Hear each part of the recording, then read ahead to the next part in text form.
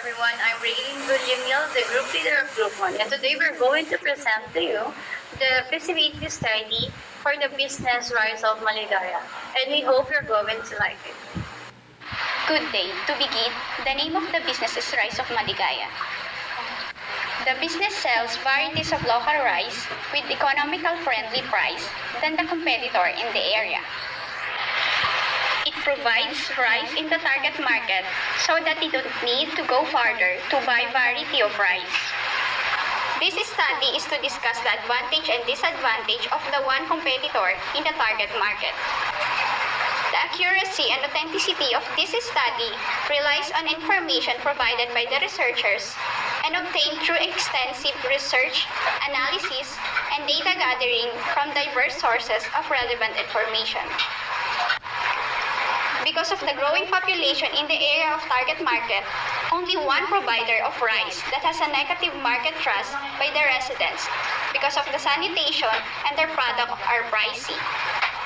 This resulted a shortage of supply and limitation of options. This business will take advantage of this to be able to enter to this market. Vision of Rice of Maligaya. To become a well-known rice retailer and everlasting street for providing rice quality and economically friendly price. Vision of Rice of Maligaya is to become a well-known rice retailer and everlasting street for providing rice quality and economically friendly price. Hi, my name is Faith Pidoracha, BSP student of Access Computer College. That photo shows our flyer and tarpaulin. As you can see, the content of our flyer is the different types of rice. IR64, Maalsa, Jasmine, Kakopandan, and Malachite. In each type of rice, we're starting at a low price of 38 pesos and 64 pesos is the high. At the top of our flyer can be seen our logo. Our logo symbolizes the high quality of rice with the appearance of red looks like it has just been harvested.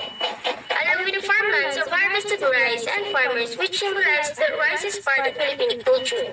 Then, at the bottom shows our contact details and location of our Rice of Maligaya is located. Rice of Maligaya is a rice retailer business that offers 5 different of local rice. RR64, Asa, Jasmine, and Malachite. The business ensures serve high quality and affordable price. Rice of Maligaya located in Everlasting Street, Maligaya Park, Quezon City. Perfect location of the business have an estimated 148 households and 6 carinderias. This location there is only one competitor, which is the Gohoy store, having a high price but low sanitation, which become a reason why some of their customers travel far just to get better rice. The table shows the price comparison of the two stores. The Gohoy store, Sinandoming 44 kilo, Maalsa 42 per kilo, Dinorado 44 per kilo. This business offers many varieties of rice depending customer's choice. Rice of Maligaya store, RI64 34 kilo, Maalsa 42 per kilo, Jasmine 46 per kilo, Coco Panda 55 per kilo, Malachite 62 per kilo. We decided to start a lower price. The table indicates the selling price per kilo. The first column shows the name of the products, which is IR64, Super Malsa, Jasmine, Coco Pandan, and Malachite. The second column shows the price per kilo from the supplier. It starts to the lowest price up to the higher. The third column indicates the selling price with profits. We are discussing about the management of the project, the business operation before and after, the store, the name Rice of Maligaya, is store located in Everlasting Street in Quezon City. And the reason why we put that store in that place is because of the high number of the population. And as a business owner, we provided documents such as DTI, business permits, mayor's permits that mandated by the government. And we also need the store personnel.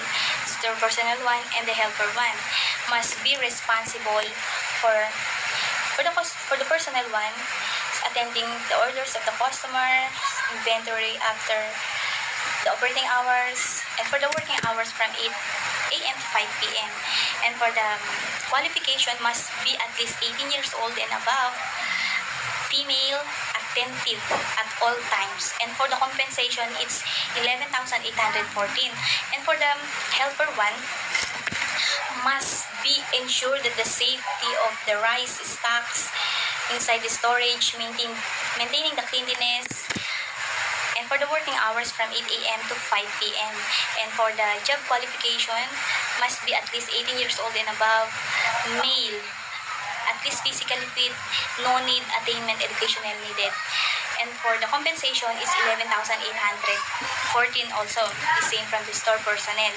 And we also have recruitment program.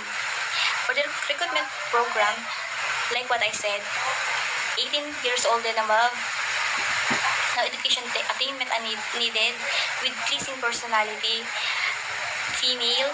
For the helper one, no educational attainment needed. It's okay. At least physically fit and must be male.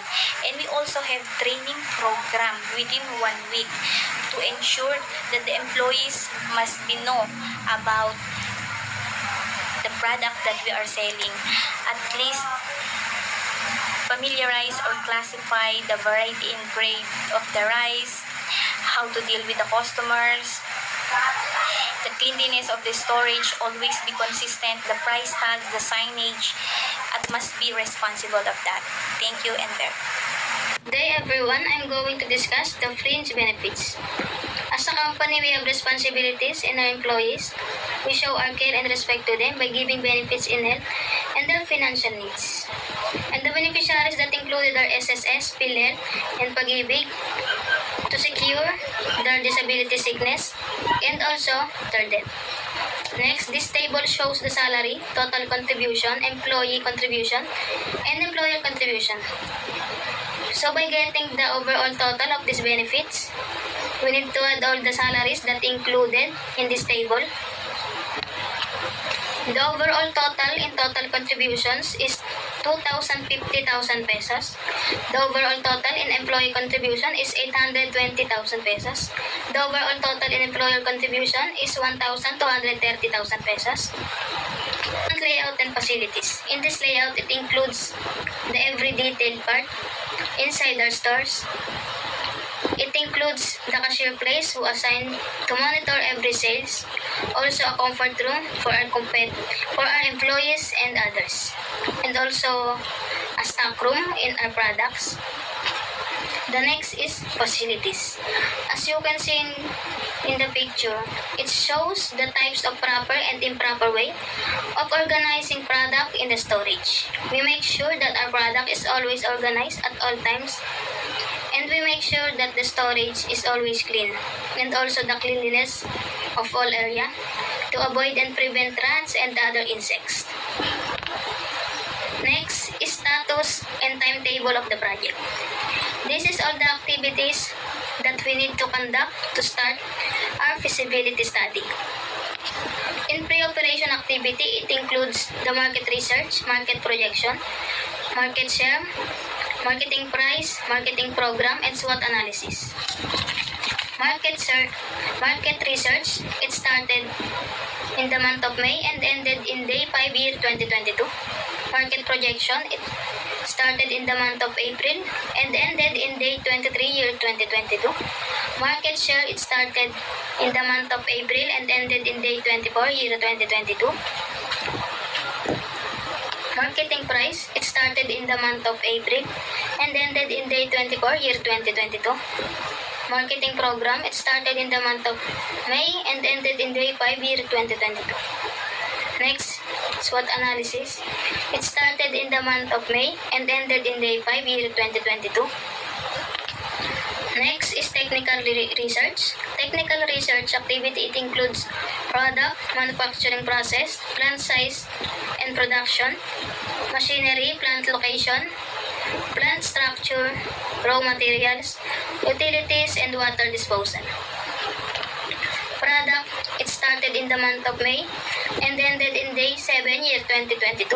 Manufacturing process, it started in the month of May and ended in day 7 year 2022.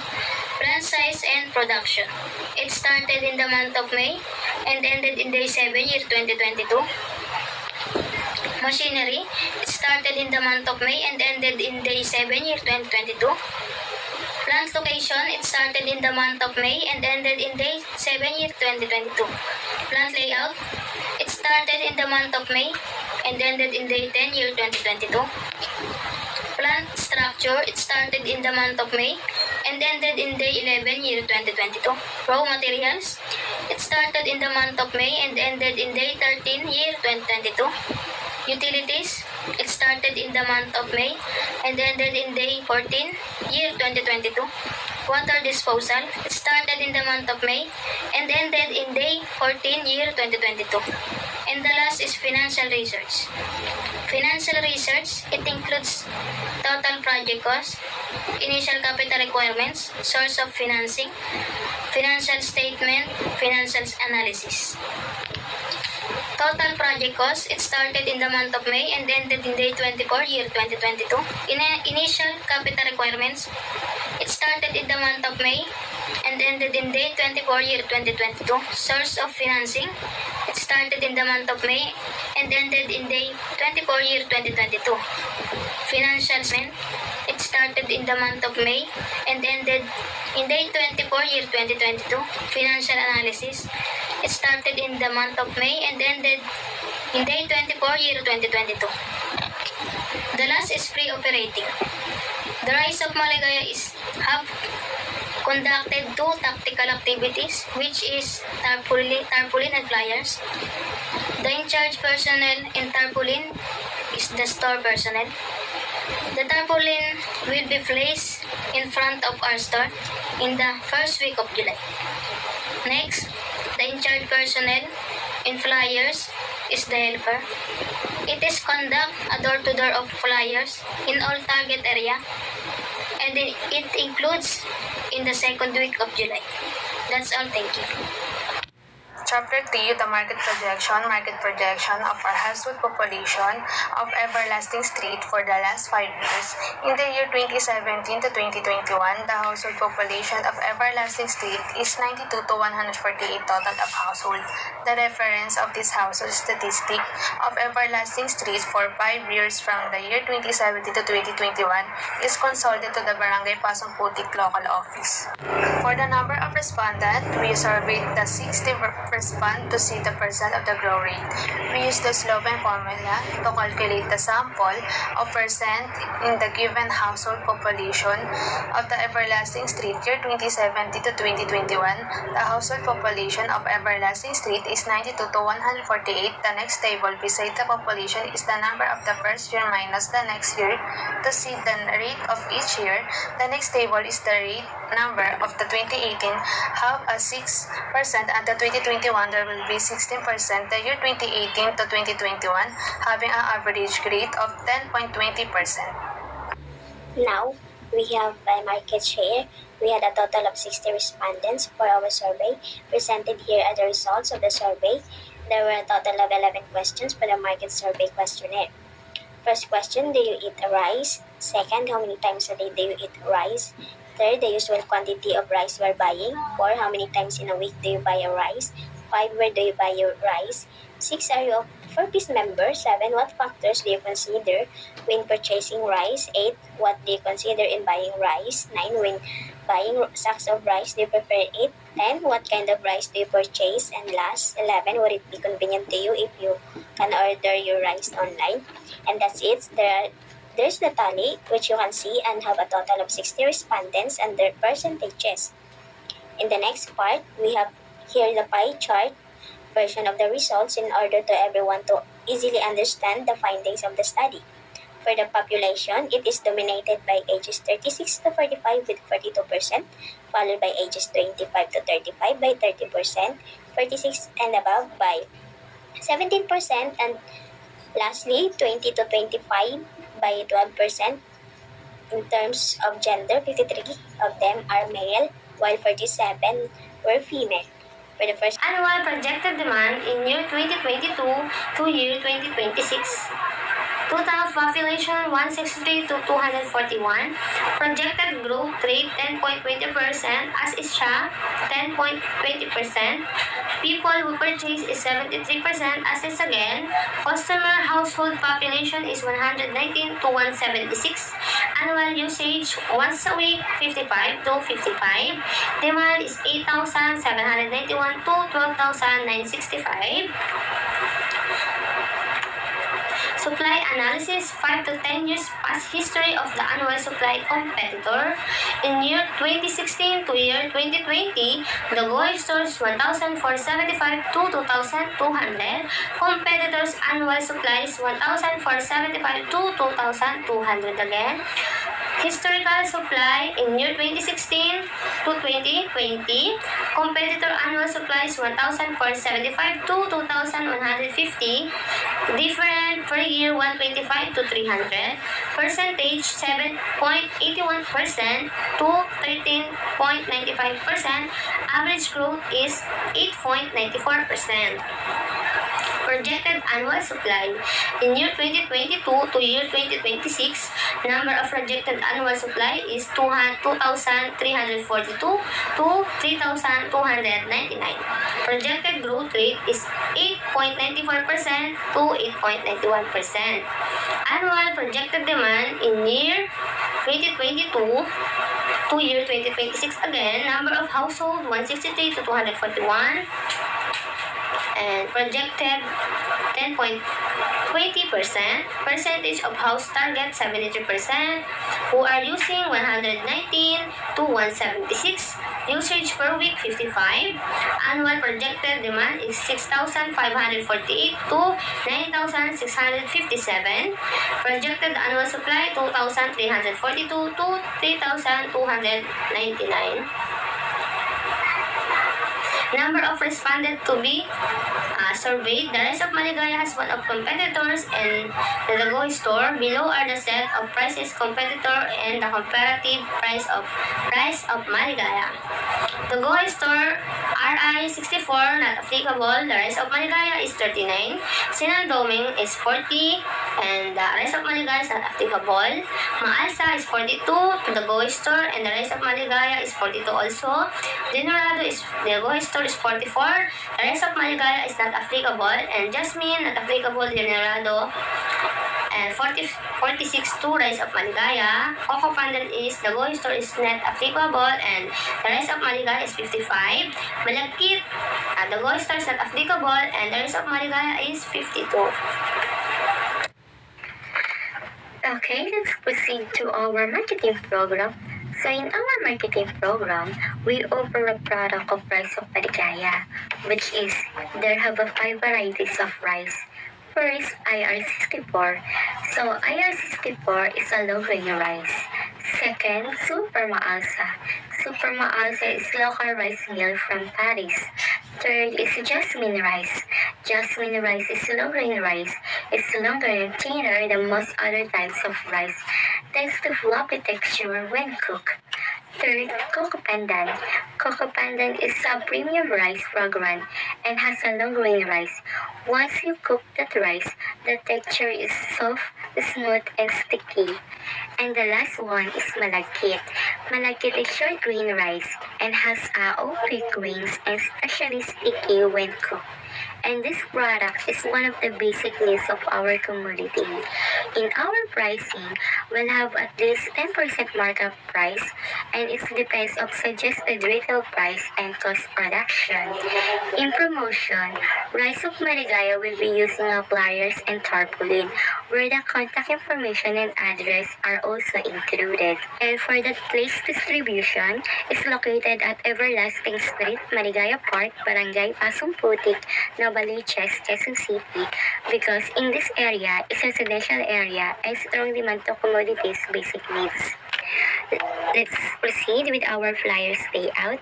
As you can see in the picture, there have a logo of Rice of Maligaya and 5 varieties of rice include the price of product, and also there included the contact information and address. And the last part is logo. Logo is with the grain rice that symbolizes that abundance of rice, and also included the name of business, which is the Rice of Maligaya. Marketing Mix Program. Product. Rice is the main need of our commodities. The Rice of Maligaya has different varieties such as IR64, Super Maalsa, Jasmine, Coco Pandan, and Malachite. Price. The price of rice of Maligaya depends on the cost of production and suggested retail price. The markup will be at least 3% to 10%. Place: Everlasting, Street Maligaya, Port Barangay, Pasong Putik, Novaliches, Quezon City. Promotion: Rice of Maligaya use tarpaulin and flyers to reach the target audience. Marketing flyers layout: Rice of Maligaya, providing a quality rice in economically friendly price. Malagkit, 62 pesos. Maalsa, 42 pesos. IR64, 39 pesos. Jasmine, 46 pesos. Coco Pandan, 55 pesos. And SWOT analysis. Strength. Product quality refers to how well a product satisfies customer needs. A high demand. If someone or something is in demand or in great demand, they are very popular and a lot of people want them. Transportation service. Include the movement of goods and service. Weakness. Focus on retailing rice. This means that management is maintaining conduct and good governance to meet its stated vision, mission, objectives, and value. Limited laborer. Once used to describe a segment of the workforce associated with a limited opportunities. Increasing population. The production of rice need to grow by 50% to meet the population growth. Only one competitor in target market means in our target place or store, we only have one competitors, and this the Gohoy store. Negative image of competitors. When we compete with others so that we want to win at the expense of the other person or people involved. Threats. Entry of new competitors. A high stress of new entrants makes an industry less attractive. Natural calamities. In the fortunes are the unexpected events. When it's come to our weather that can give good and bad effect. Economic status. Rise in the staple food for nearly half the world population. Product identification of rice of Maligaya. First one, we have the Coco Pandan rice. It has long range and it is fragrant when it's cooked. It is perfect for everyday consumption and it's used for making porridge and paella. It can also last for 18 months. The next one is the Jasmine rice. It is packed with folic acid that is good for pregnant women. It is high demand for cuisine for its distinct flavor and texture. It has long range and contains more calories and fat than the other white rice.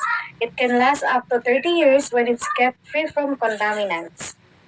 The next one is the Malachite rice or the sticky rice. It has health benefits and it helps to decrease inflammation in our bodies. It is a short grain rice and it's high demand for Filipino restaurants for their delicacies. It can last up to 18 months and it's best stored in the refrigerator. And then we have here the IR64 rice.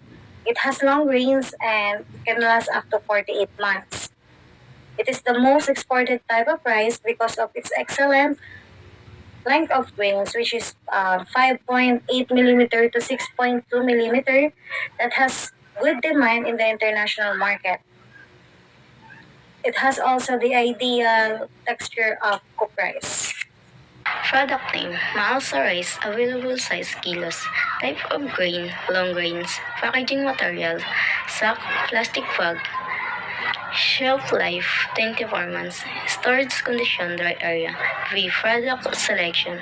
Reason from the selection of the Coco Pandan rice has a perfect balance between fullness and stickiness, and is well suited from dishes requiring an exceptional ability to absorb flavors. Used in making paella, rice cake, and porridge. Its romantic flavor is released when the rice is cooked. Reason from the selection of the Jasmine rice. Jasmine rice is packed with the folic acid. Promote the healthy fragrance. This rice is known from its distinct flavor and texture.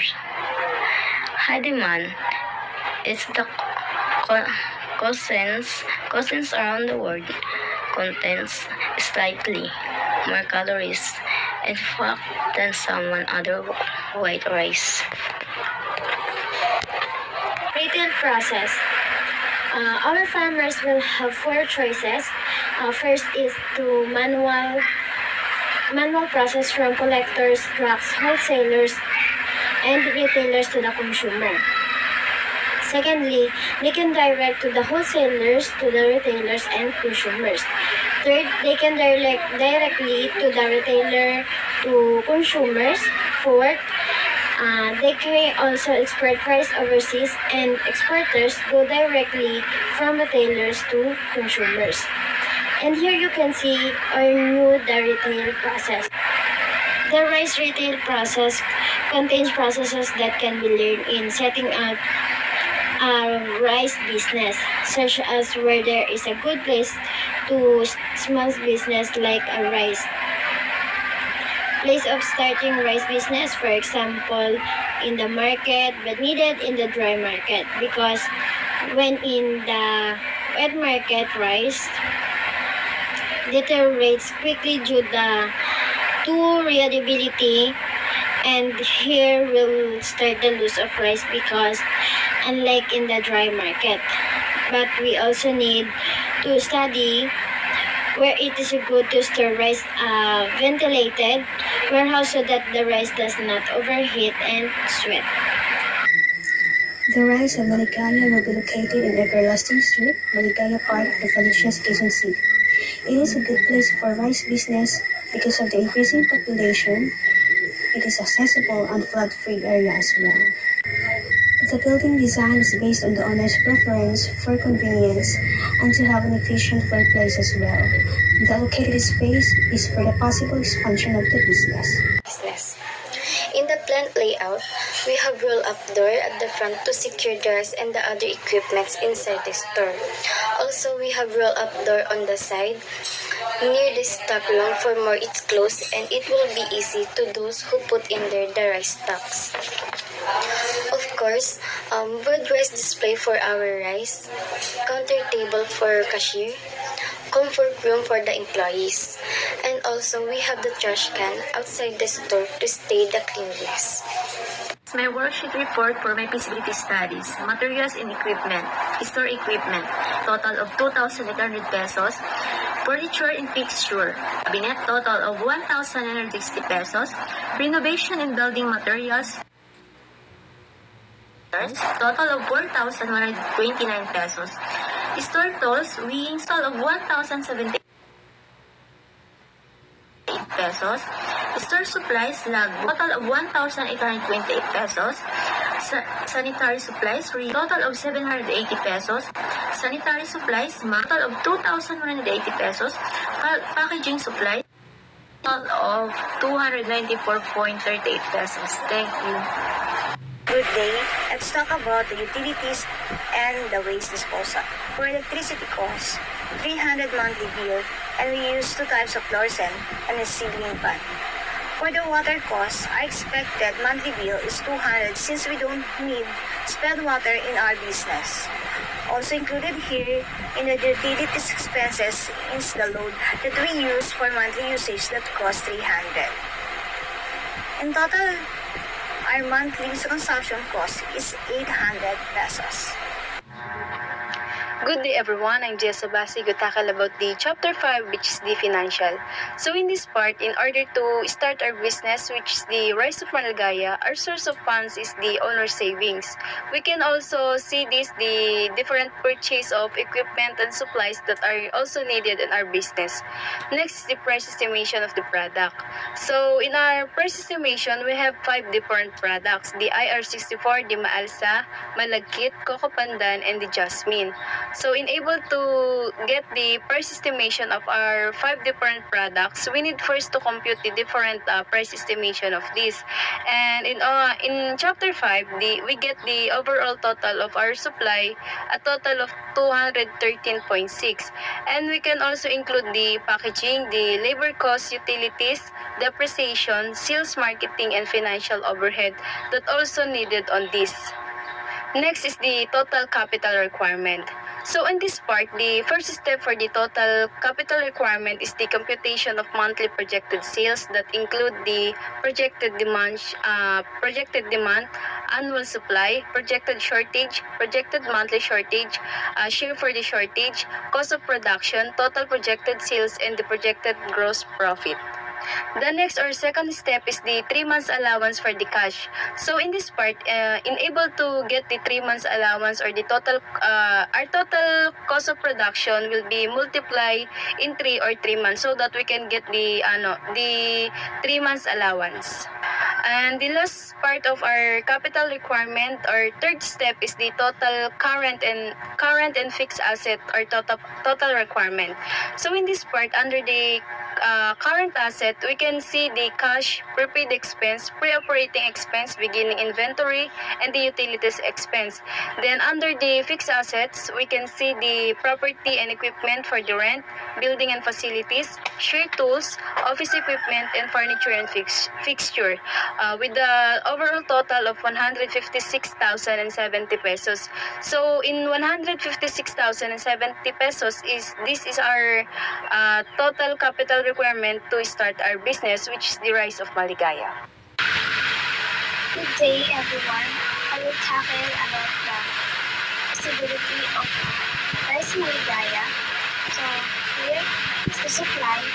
Estimated the 5 product of Maligaya rice supply 213.6, including packaging, labor cost, utilities, depreciation, sales marketing, financial overhead expenses, and profit and price to retailer of 246.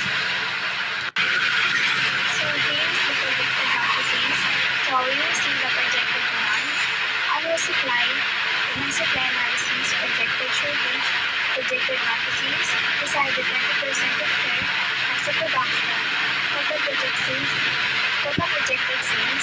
and projected gross profit. So here's the 2 months allowance for cash. So to able to get this, we need to get the cost of production at times for 3 months to get 47,140. And next is projected statement of financial performance. So we will see here the sales and cost of sales, gross profit, operating expenses, and the net income of Maligaya rice.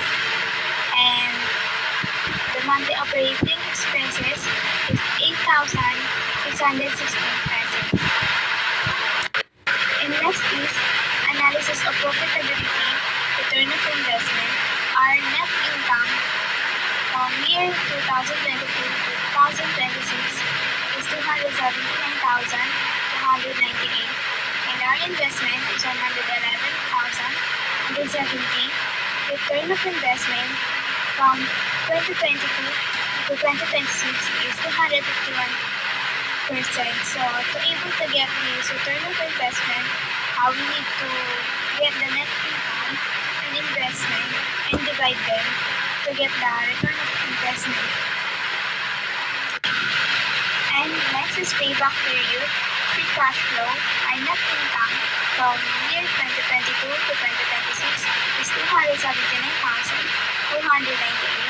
Our depreciation is 1,719, and FCF from 2022 from 2026 is 277,579, and the payback period from 2022 from 2026 is 1,139,479. So in 2022, we are able to return the capital in less than 1 year. And next is our capital requirements.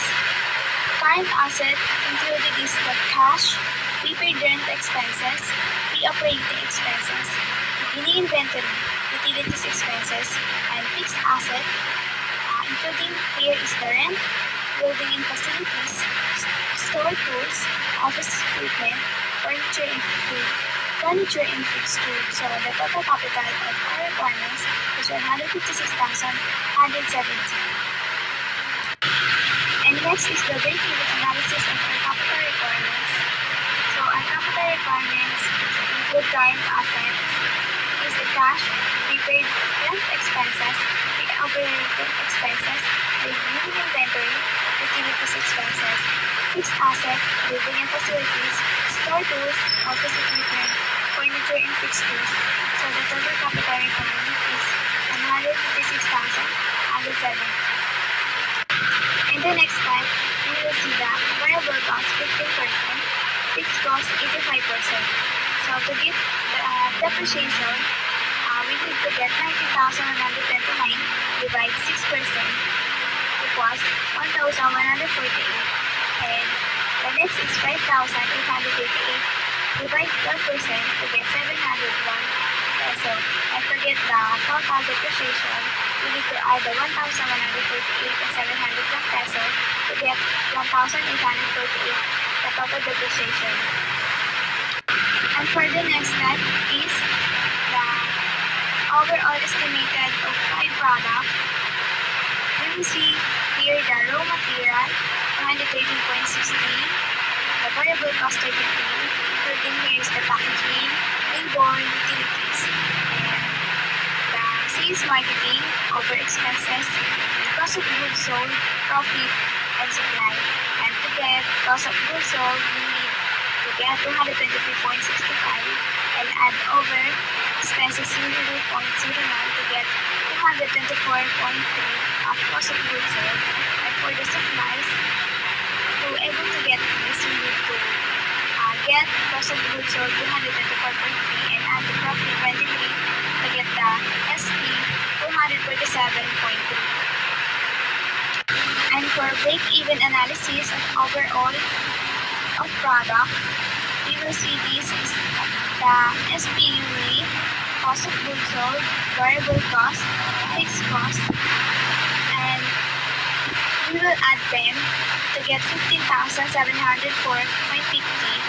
and the cost of goods sold here in the right step is 224, including here is the variable cost, fixed cost, and to able to get the check of cost of goods sold, we need to add the 34.4 of variable cost and 189.99 of fixed cost to get 224.3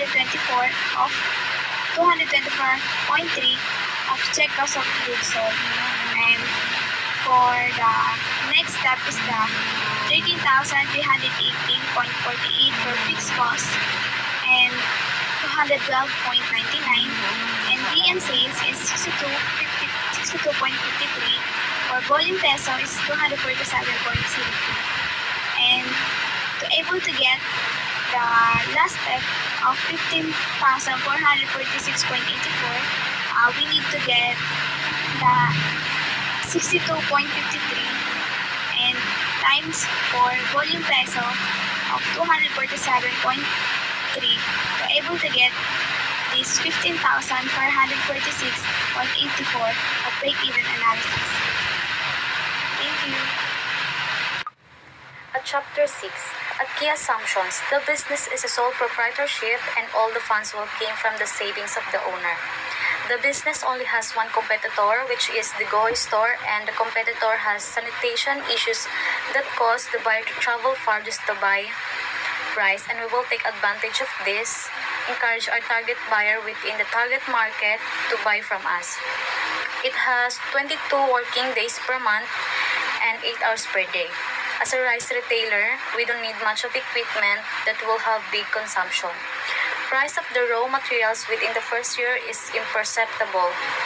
Total daily rice stocks gradually increase year by year.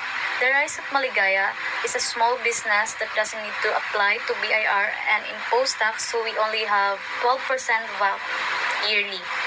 The load na electricity charge will be changed depending on how we use it. The business fixed asset and building, the business does not need to pay rent monthly. Depreciation rates are constant for 5 years. Recommendation and conclusion. The Rice of Maligaya ay bago at maliit na negosyo na kung saan kung titingnan natin sa business organization, parte siya ng sole proprietorship. Meaning to say, nag-iisang pagmamayari. Ayon sa pagsusuri, ang Rice of Maligaya ay nangangailangan ng 156,070 pesos kapital at mababawi o mababalik ito mahigit sa isang taon. To sum up our research study, by the time na mag-o-open ang The Rice of Maligaya, we conclude that magge-generate siya ng sales. To come up with this conclusion, we use marketing, financial, and technical factors to evaluate the Rice of Maligaya. Conclusion. According to the market survey, there is a potential and growing market for the cereal-based MVP of Project Rice of Maligaya will be profitable, so owner can be accepted. The basis is positively thinking to expand product, service, and target market. IRR 10.20% since IRR cost of capital project should be accepted. Payback period 1 year.